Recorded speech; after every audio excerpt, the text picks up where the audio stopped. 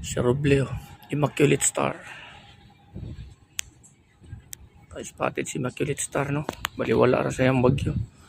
Super typhoon ng habagat. So baliwala ra ni kita ko kayo ni ikan siguro ni Ormoc o Hilongos. Si Immaculate Star ng Ruby Shipping Lines. Shout out ani, dako kayo. Sugatay sila diyan ni Lucy 10. Ayan. Dako kayo. Murag cruise ship ba? Cruise ship sa forma.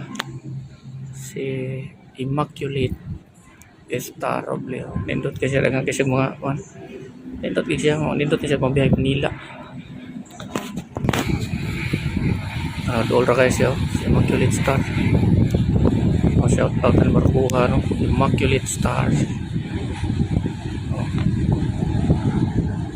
Sa Robol. Kwarta sa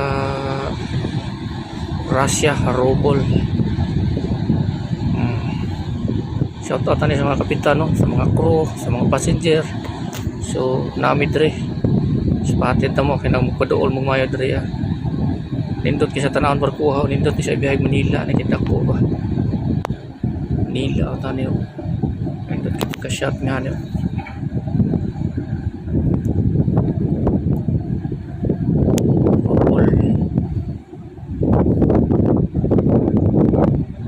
Immaculate Star, loaded ni siya mga rolling cargos o passenger. So Roro passenger, no, type ani barkuha, no, passenger vessel, Roro passenger.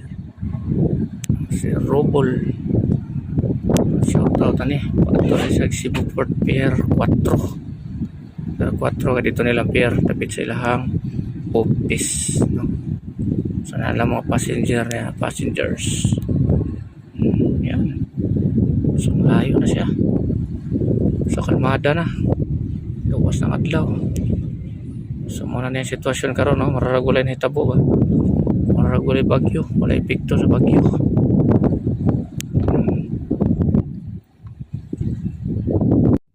So muna na yung sitwasyon karon, no? Sa Tayod. Alas 5:19 ng July 9. Thursday, no? So kalmada na kayo. Yung hangin normal na. Linaw na kayo, dili para gani hangak. Perting kusuga kay sa hangin nga makapalid. Karon, no, wala na. Normal na siya, wala na, kalmada na gid siya. So mararagulay na hitabo, no. Shout out aning mga barko diri sa Tayod, ang Courage, nangahawan diri nangadragging ng mga barko diri dool. Linaw na kayo. So mo na nimo diri kauban na mo si Sakari. Ano, hangin ya. So normal na lang yung hangin, na siya sa mga 6 knots to 10 knots, no, ano na kabot 10 knots, 10 knots siguro, pero hinay na. So linaw na, paragulay na hitabo, parang walang nangyari.